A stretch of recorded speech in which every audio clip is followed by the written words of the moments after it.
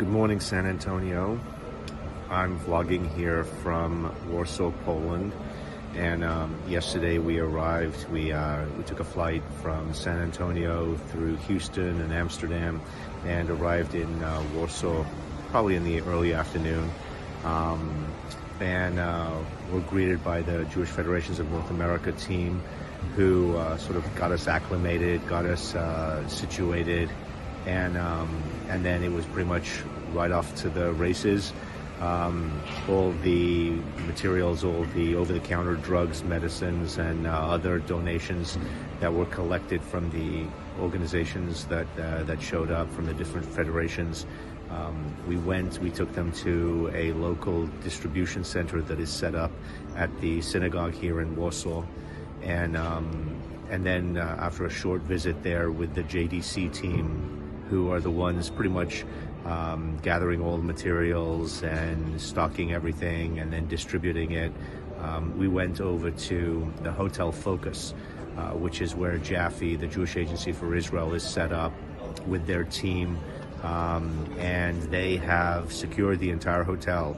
Earlier in the crisis, they actually had up to 6 hotels here full of refugees that were either being screened for potential aliyah, or who were in the process of making aliyah, as well as other Ukrainians needing help. But now it seems to be pretty much situated in the one hotel that is completely at maximum capacity, operated by JFNA and their team. And so we met with all the local JFNA professionals, who are the ones that are really working with all of the Ukrainian refugees in the different stages of their processing. We saw some families with young children, and it was pretty amazing to see how the professionals here were getting the children, trying to normalize them, trying to help them not think about the fact that they're escaping from a war-torn country, but sort of normalizing their routines, normalizing their experiences. They were actually dancing and singing together. Really a beautiful sight to be able to see those experiences. A couple of the staff were sitting with some of the older the older children, and just talking to them, listening to music, sharing pictures, doing things that seem to be normal every day. Parents, the moms, there are pretty much no dads here. It's either elderly couples, moms, and children. Obviously, all the men are still in Ukraine, either fighting or taking care of their items until they're called upon.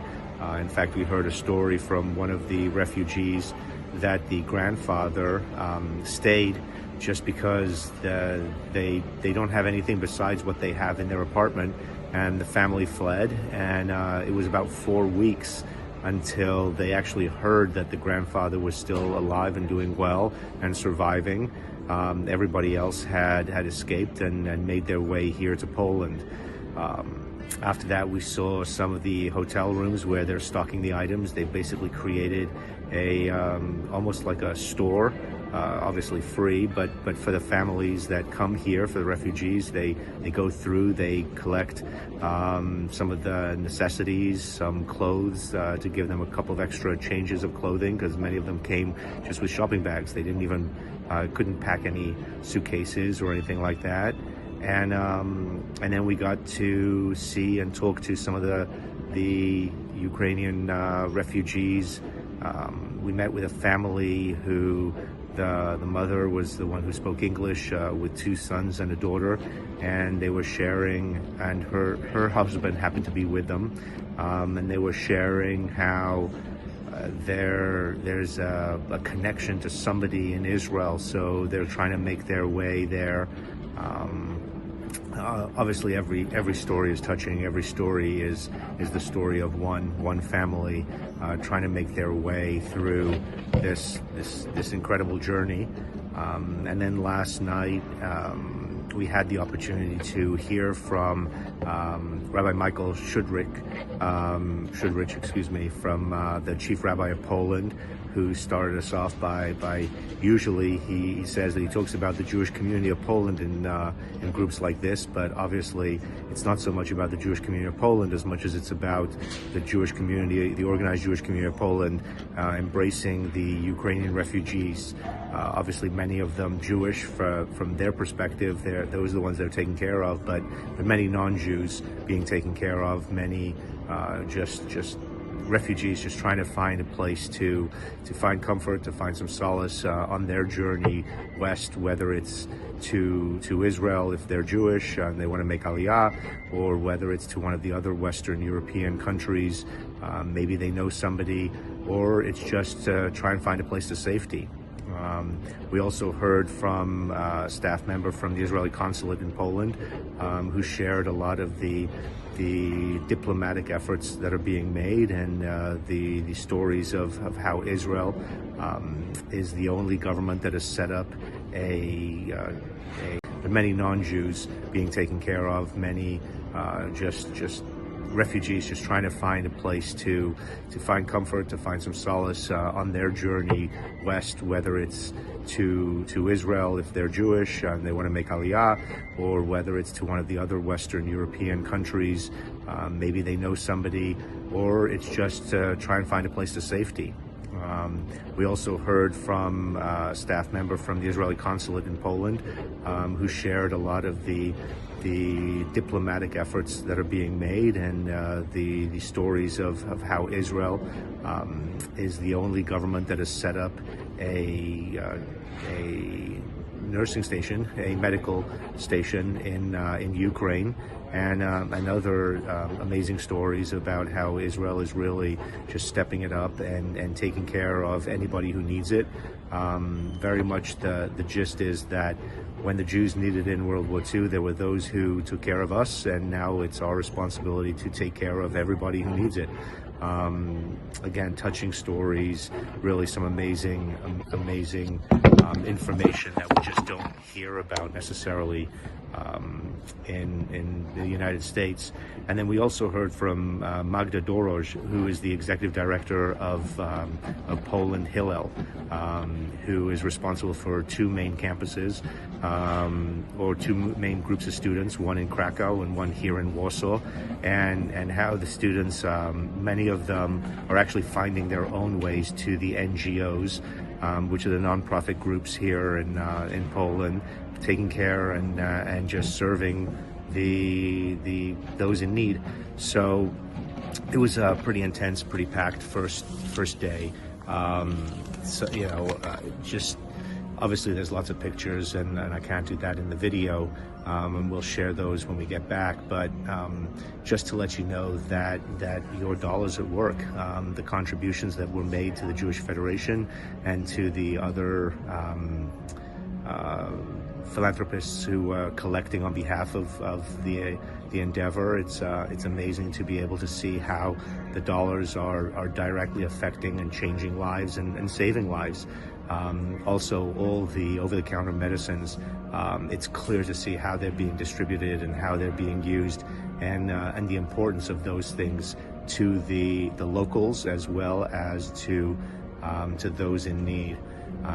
And today it's actually it's not even 5 o'clock in the morning yet. We're about to get on a bus and head down to the border to Medica, which is where we're going to see how the transition of the border transition from Ukraine to Poland, and how the refugees are processed and helped along the way and taken care of. And then we'll see how today brings. So that's pretty much the first day here. Obviously, there's still a lot to be done, and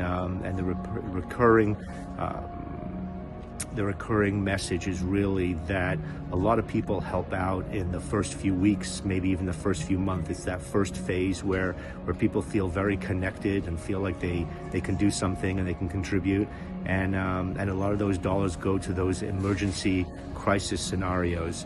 But what is really of concern here is the long-term sustainability of this.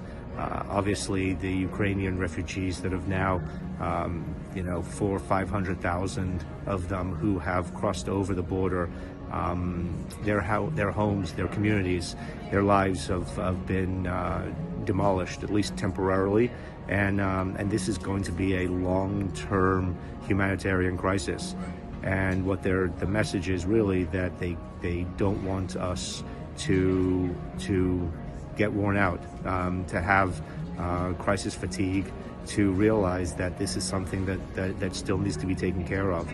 So I hope everybody home is doing well, and we'll keep you posted. Thank you for everything you do. We are definitely stronger together. Bye.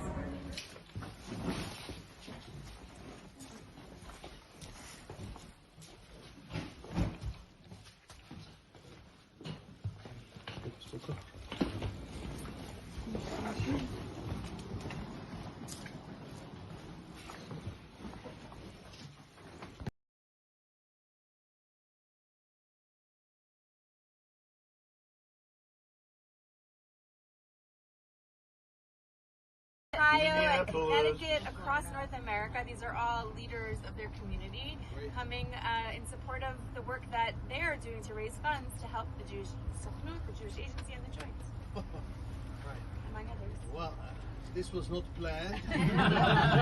We just stopped for some gas and coffee. We are on our way to Ukraine. I'm the health minister of Israel. And Israel is operating a field hospital in Ukraine for the refugees with about 100 doctors, nurses, paramedics from Israel.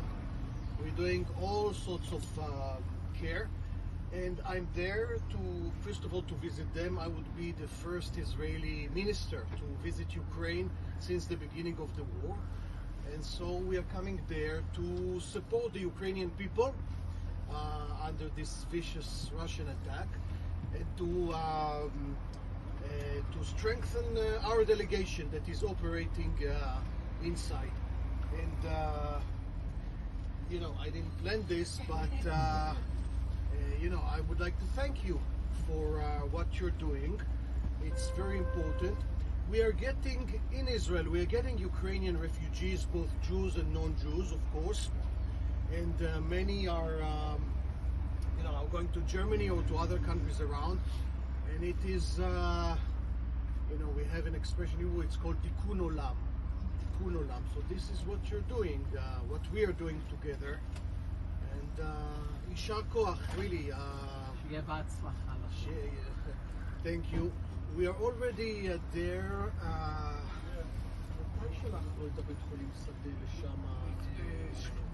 Yeah, 2 weeks. We started with the field hospital 2 weeks ago, and we are planning of keeping this going for I don't know, for a while. Since so far we treated more than 1,000 people. Including labor and including all sorts of even small surgeries and cancer, whatever, everything, children, mental problems. These are people escaping war, and so there are all sorts of things that are going on. And that's it. Thank you.